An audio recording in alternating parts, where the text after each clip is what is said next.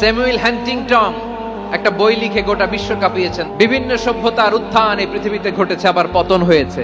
এই পৃথিবীতে এসেছে আর্য সভ্যতা, বৈদিক সভ্যতা, মেসোপটেমীয় সভ্যতা, মহেঞ্জোদারো সভ্যতা, সিন্ধু সভ্যতা। এখন চলতেছে পাশ্চাত্যের ডমিনেশন, তারা এখন সুপার পাওয়ার।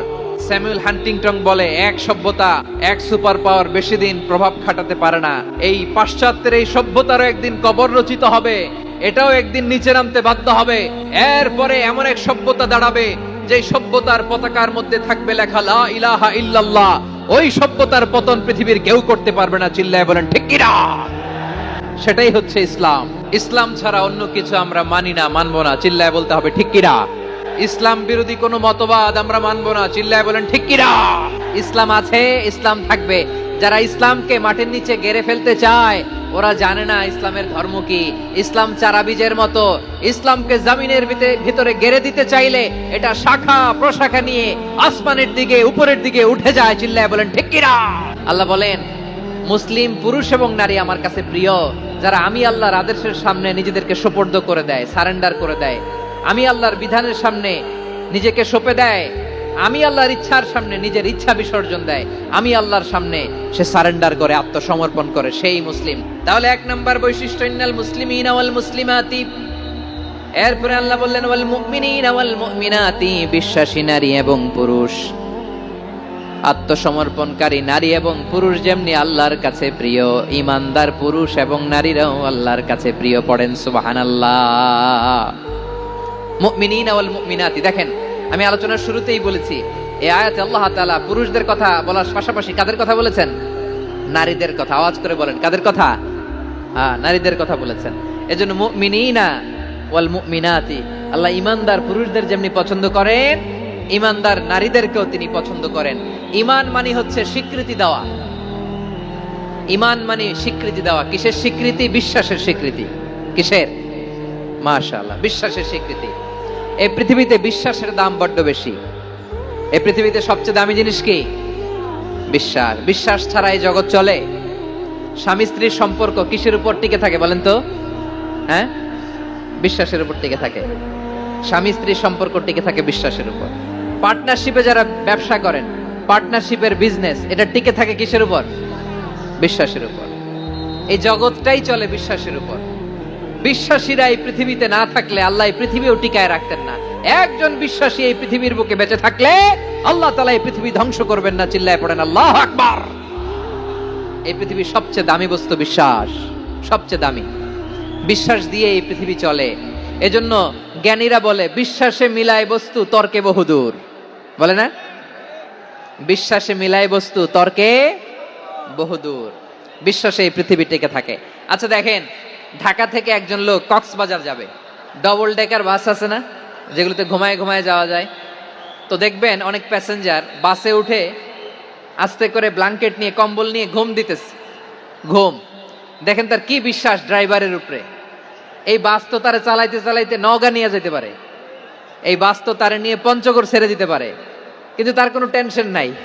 সে দেখবেন ব্ল্যাঙ্কেট নিয়ে, কম্বল নিয়ে দিছে জনমের ঘুম। এর কারণ তার বিশ্বাস আছে যে সকালবেলা এই বাস কক্সবাজারেই পৌঁছবে। দেখেন বিশ্বাসের কত দাম। ঢাকা থেকে জেদ্দা ওমরা করতে যারা যান দেখবেন 40,000 ফিট উপরে বিমানে অনেকে কম্বল চাপা দিয়ে ঘুম দিতেছে। ঘুম। এই বিমান 40,000 ফিট উপর দিয়ে পাইলট চালায়া এটাকে আফ্রিকার জঙ্গলে নিয়ে যায় নাকি ভারত মহাসাগরে নিয়ে যায়, তার কোনো টেনশন নাই। সে ঘুম, কারণ তার পাইলটের উপর, এই এয়ারলাইন্সের উপর বিশ্বাস আছে যে সকালবেলায় এটা জেদ্দা আন্তর্জাতিক বিমানবন্দরে ল্যান্ড করবে। ঠিক কিনা বলেন? বাবা তার কলিজার টুকরো সন্তানকে, ছোট্ট ছেলেটাকে দেখবেন মাঝে মাঝে আদর করে এরকম শূন্যে ছুঁড়ে মারে। তো মেয়েটাকে শূন্যে ছুঁড়ে মারলে দেখবেন মেয়েটা খিলখিল করে হাসে, খিলখিল করে হাসে। ও যদি নিচে পড়ে ওর হাতও ভাঙবে, পাও ভাঙবে, তারপরেও হাসে। কেন হাসে? কারণ মেয়েটার বিশ্বাস আছে যে আব্বু আমারে ছাড়বে না, আব্বু আমাকে ঠিকই ধরে ফেলবে। চিল্লায় বলেন ঠিক কি না? ও আমার প্রাণের ময়মনসিংহের ভাইরা, এই জমিন চলে বিশ্বাসে। বিশ্বাস এই পৃথিবীর সবচাইতে দামি সম্পদ। এজন্য একজন বিশ্বাসী জমিনের মধ্যে বেঁচে থাকলে এই জমিনের উপর আল্লাহ প্রলয়ঙ্কারী কিয়ামত দিবে না। এজন্য আল্লাহ বললেন ওয়াল মুমিনিনা ওয়াল মুমিনাতি, বিশ্বাসী পুরুষ এবং নারীকে আমি আল্লাহ বড্ড ভালোবাসি। তারা এমন ভাবে বিশ্বাস করে না দেখে বিশ্বাস। আল্লাহ বলছেন আল্লাযীনা ইউমিনুনা বিল গায়বি ওয়া ইউকিমুনাস সালাহ। আমার বিশ্বাসী বান্দারা না দেখে বিশ্বাস করে, অদৃশ্যের প্রতি তারা বিশ্বাস রাখে। না দেখে বিশ্বাসটাই আসল বিশ্বাস, ঠিক কিনা বলেন? আচ্ছা, বুঝে থাকলে উত্তর দেন। আমার হাতে 3টা চকলেট নিয়ে যদি আমি বলি এই যে আমার হাতে চকলেট, তুমি বিশ্বাস করো? আপনি তো বলবেন করি, কারণ চকলেট তো দেখা যায়। বিশ্বাস না করে যাবেন কই?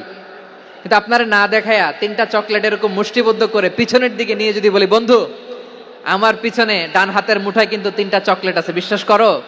ও না দেখেও যদি বলে বন্ধু তুই যেহেতু বলছিস বিশ্বাস করি, যদি করে এটাই আসল বিশ্বাস। না দেখে বিশ্বাস করাটাই আসল বিশ্বাস।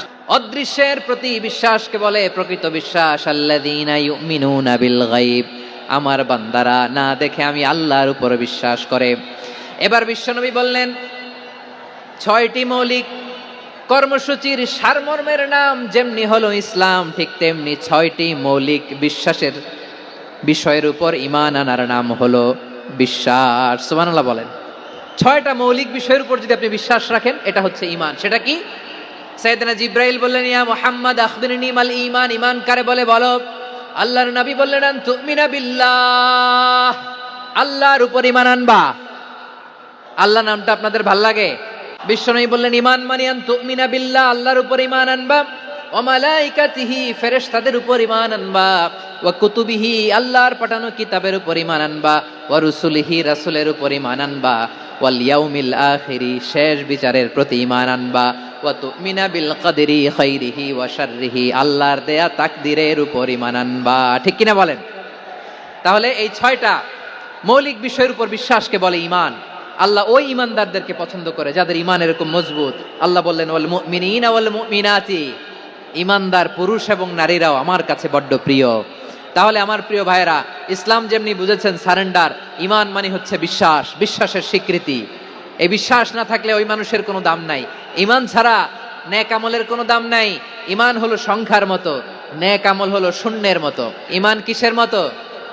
সংখ্যা। আর নেক আমল শূন্য। আচ্ছা, আপনি ঈমান আনেন না, ঈমান ছাড়া খালি নেক আমল, তাহাজ্জুদ, নামাজ, রোজা, জিকির, আজকার, এক এক ইবাদতের কারণে খালি শূন্য পাইতেছেন। শূন্য পেতে পেতে পেতে পেতে হাজারটা শূন্য।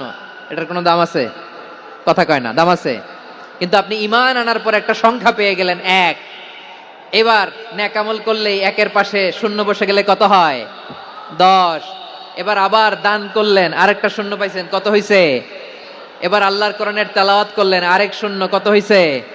এবার জিকির করলেন, আরেক শূন্য, কত হইছে? আবার ভালো কাজ করলেন, আরেক শূন্য, কত হইছে? এখন যত সৎকর্ম নেক আমল করেন শূন্য যত বাড়ে, এটার দাম আছে না নাই? এজন্য আমার প্রিয় ভাইয়েরা, ঈমানের দাম সবচেয়ে বেশি। ঈমান হলো সফলতার মাপকাঠি। টাকা যার বেশি সে সফল নয়, এই সমাজে দাপট যার বেশি সে সফল নয়, এই সমাজে খ্যাতি যার বেশি সে সফল নয়, যার হৃদয় ঈমান আছে, বিশ্বাস আছে, সেই সফল। ঠিক কিনা?